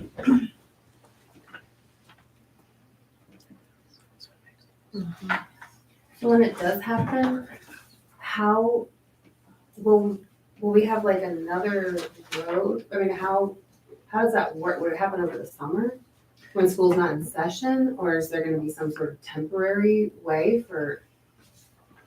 There would have to be, Amy, I'm not sure I can 100% answer that, but there would have to be I just wondered access. if they addressed it or not. No, that's pretty preliminary for that. Yeah. Access would have to be maintained, and it's, you drive all the time through construction zones where roads are split in half. There's ways to do it. Yeah, it's a good question. Thank you guys for going and doing that. It's really It's beneficial. really clear to me now, and again, I just feel really good about you guys being able to ask the questions that you had. And also, some options getting eliminated Yeah. that probably wouldn't have been possible. So 1 and 4, and then they'll start the preliminary work of researching those two. Yeah, That's what they would do, these are, I don't want to call them sketches, they're maybe a little bit farther than that, but they don't have, there's some pretty significant ups and downs and those big irrigation ditch manholes that you can only put so much fill next to. They would take this engineering a step further to kind of an intermediate level. They won't finalize it, but if they can get the engineering a little bit further along, then they can see, is there really a fatal flaw here that we didn't pick up on in one of these options? And they can also take a little bit closer look at the cost. And I think there's the town sense, the general sense that we got is they want to do it right. That nobody wants to spend any more than they have to, but they also don't want to build something and then find out in 5 years that they won't handle its designed intent. So, and how long exactly that process would take, I'm not sure. I'm not sure. Mike, is 5 buying the house that you were talking about? A5, is that what you were talking about? I'm sorry? Is A5 when you were talking about they had to buy some property? Because it looks the shortest, Yes. least obstructive, Yeah. but there's their house right They there have is to my buy a house. assumption. Is that That's why not that was? that's not an out of the option. option, It's not yeah. at the top of their list. Yeah. Okay. Well, it doesn't look like it impacts us the same way. That option there. It's probably one of the least. I know, I wouldn't. Yeah, that's what I noticed You wouldn't be too. Like involved in Yeah. a lot less construction But going into very that direct shot, but Well, property. Yeah, very expensive to buy someone's house and then demolish it.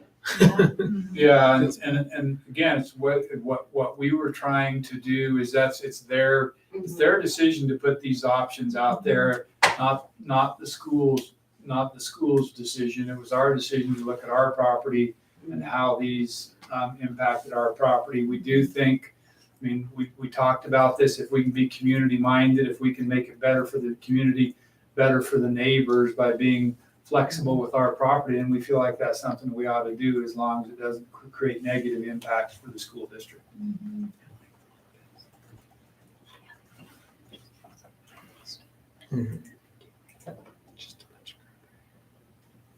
About a month ago, when the town first presented this to us, we had some public comment in regards to the house in option 1 that is getting, that is directly in front of the school. Option 1 looks to be the cheapest option for the town. I would be extremely surprised if that's not the direction that they went, but to me, I would be real angry if that were my house. Excuse me, sorry. Which house? This house in option Oh. 1. So Matt, I don't necessarily disagree, but again, I guess two things. Again, we were trying to stay in our lane, if you will, and say we will talk about the school property here. That other responsibility belongs to the town, but also being sensitive to the people in that subdivision. If we have the flexibility, if we can give up some extra land that doesn't negatively impact the school district really in a big way and gives the town the flexibility to not have such an impact on that neighborhood, then we felt like that was the right thing to do. Sure. No, I thank you guys for doing it too, but I just go back to what that lady said, and The town's got a tough, I will say to, from the town's perspective, this is a tough little, it's a tough little problem. I don't envy them. There's a lot of things that are in the way of getting it built. There's not a simple solution, that's No, for sure. there's not. Well, it seems like 1 or 4, we can help, and it doesn't impact future plans for if we have to build out the middle school. So I think that was all of our goal, Yeah. was to ascertain whether that was gonna, negatively impact if we have to make a pivot in the future. Yeah. And, something else that we looked at a little bit too, just so everybody knows this, we're not gonna put much more on this property here. It looks like it. But we have a sports field right here and we have a geothermal field right here. It it looks like we have all the land in the world. We're pretty well done. Where we could develop here is this piece of land right over here. And so having this road in someday is gonna be beneficial if we want to build this out, however we chose to do it. Right here, this is steep enough up in here, and that's why the intermediate school is down where it is. This is pretty steep to put a building of any size on.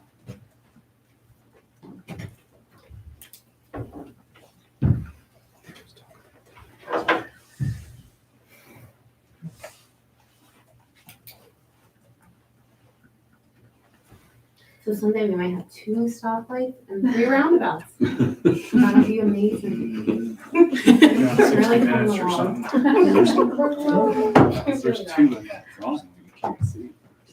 Please don't associate coming along with added roundabouts. Roundabouts, you don't like the roundabout? Oh, I hate those. So, not hearing any objections, we'll go back to the town and tell them that, we don't see a reason why they wouldn't proceed with looking at one from our position. We don't object to either of them. Great. Yep. Okay. All right, thanks, everybody. Next discussion item is Pediatric Partners MOU. I will take this one if you're okay with that. 100%. So we are technically at this point, we're out of contract or MOU with Pediatric Partners.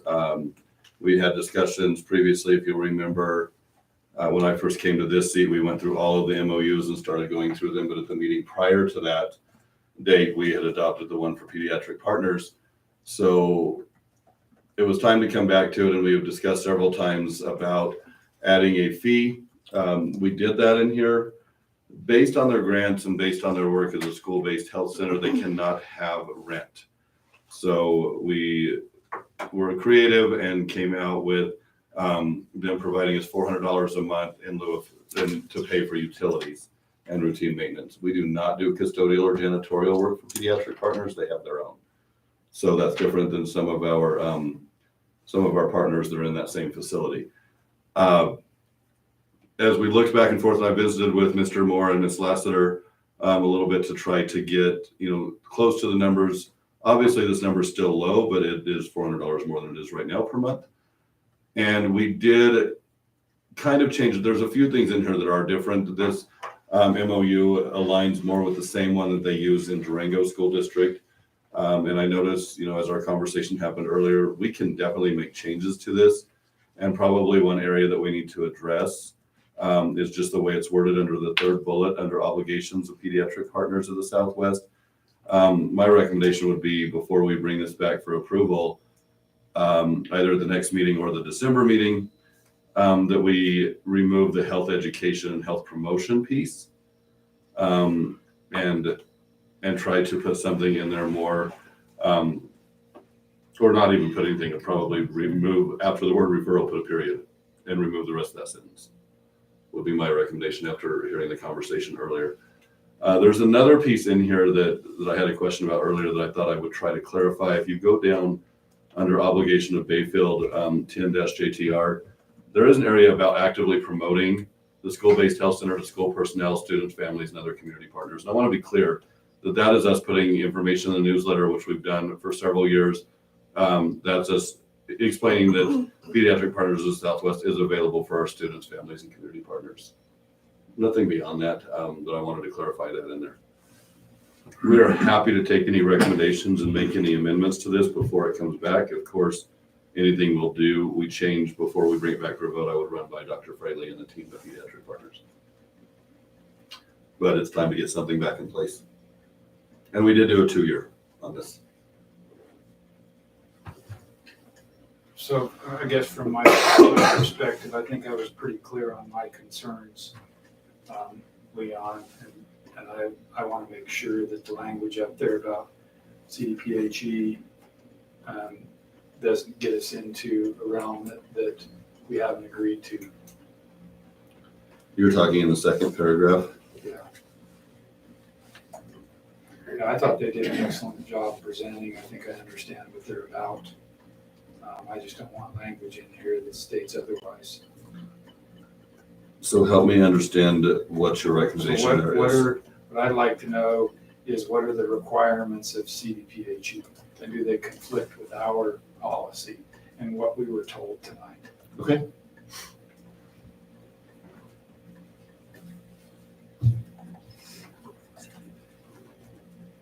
That's neat.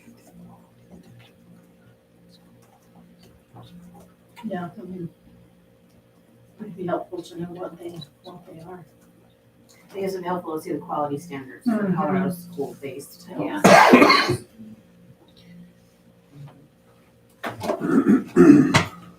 I can get those.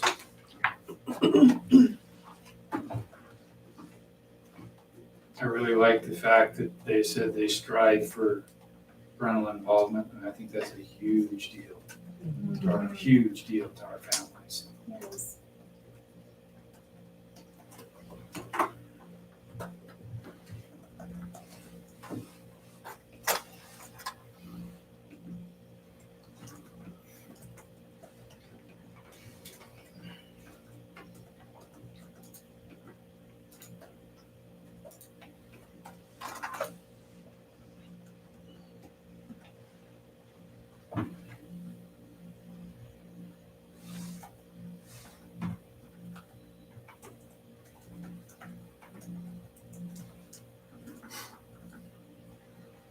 You guys have to let me know when you're good. I'm not Is sure. the- I'm good.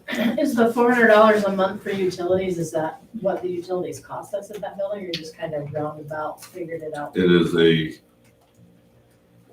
shot in the dark to separate that all out because we have one meter for different things. Just to separate that out is virtually impossible. So it was Gotcha. a shot in the dark. Good enough shot. Fair enough. They are a for-profit entity. And they do. I mean, you mentioned them talk about earlier making some adjustments to their space down there, and they are. And that is not something they ask us to do.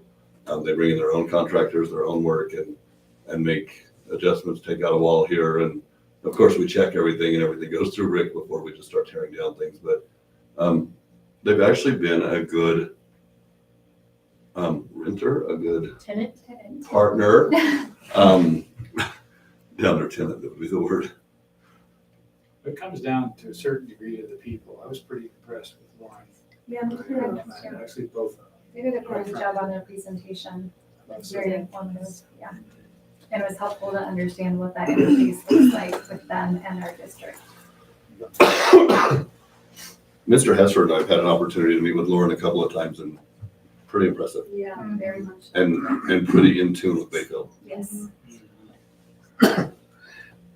And I like that she really focused on relationship building and understanding how the community works and just getting to know the families and the partners in our community. That's a great starting point.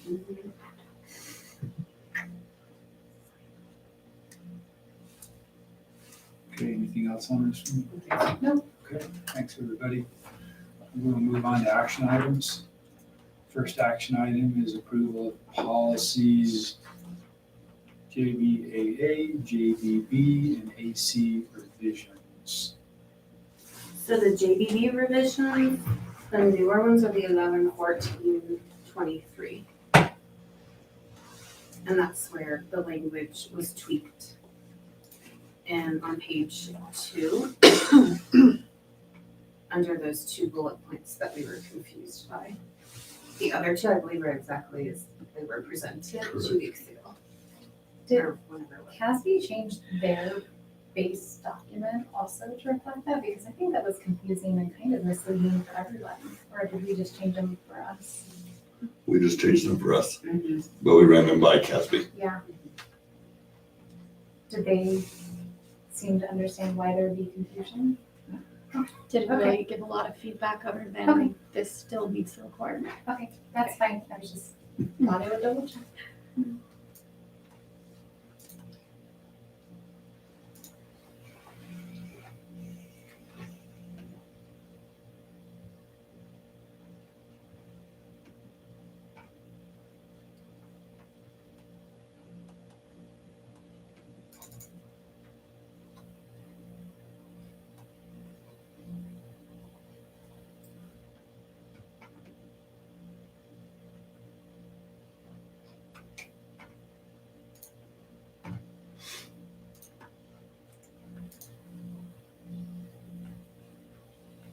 And again, all three are required by law. But we got to go ahead and make that shift. The other two are as presented last time.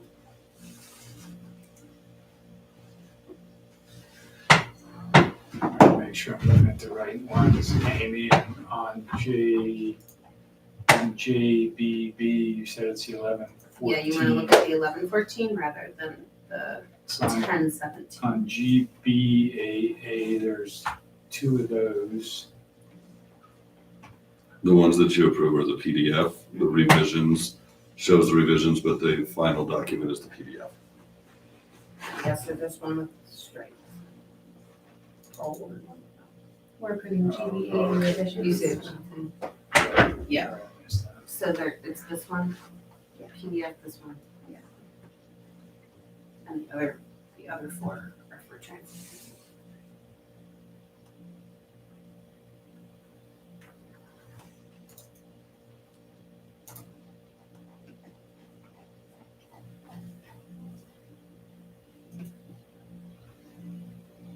Okay.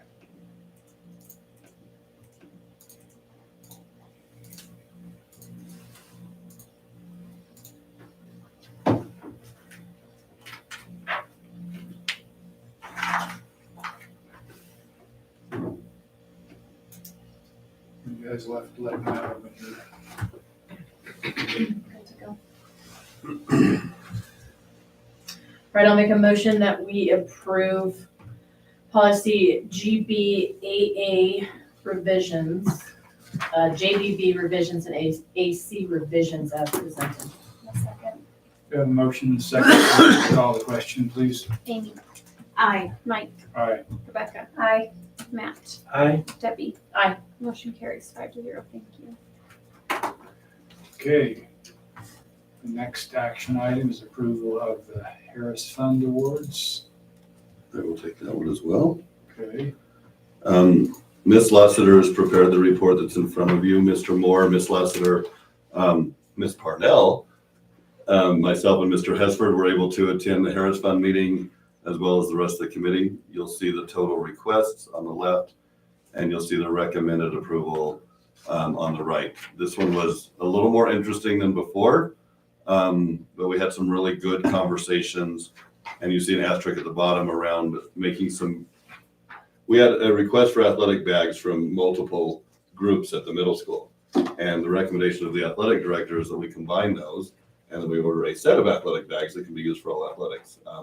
So there were some different pieces. You'll also see the word BSD or BHS budget in there and the committee's recommendation. And we were good with this from the finance department as well as myself.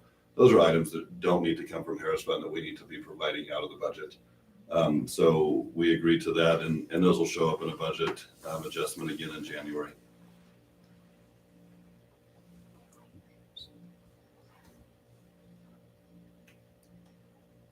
What is esports? Electronic sports, it's video gaming. And it is a CHASA recognized sport and we have started an esports program at Bayfield High School. I asked the same thing. So is, Yeah. It's gonna be awesome. Welcome to 2022.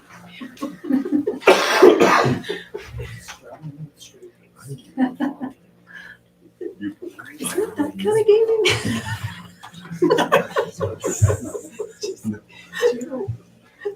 It's not Wii bowling. She's wanting Mario Kart.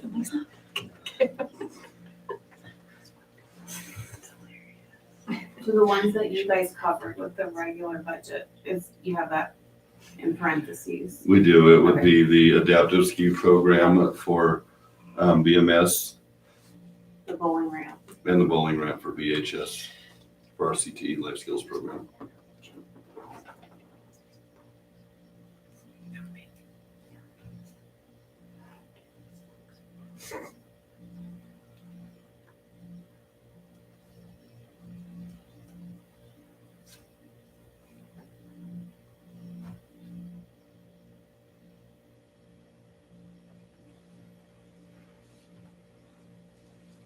any questions questions, further discussion?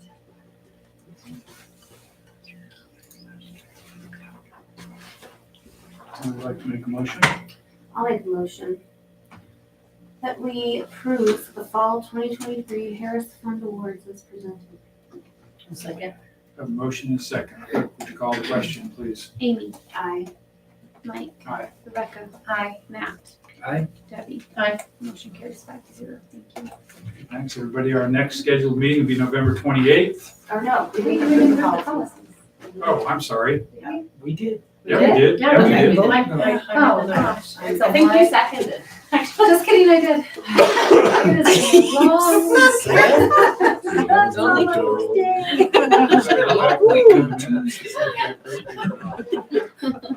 on the AM today. Okay, try this again. Okay. The next regularly scheduled meeting will be on November 28th. 2 weeks. All in favor of adjournment? Aye. Thanks, everybody. Thanks for coming. Principals.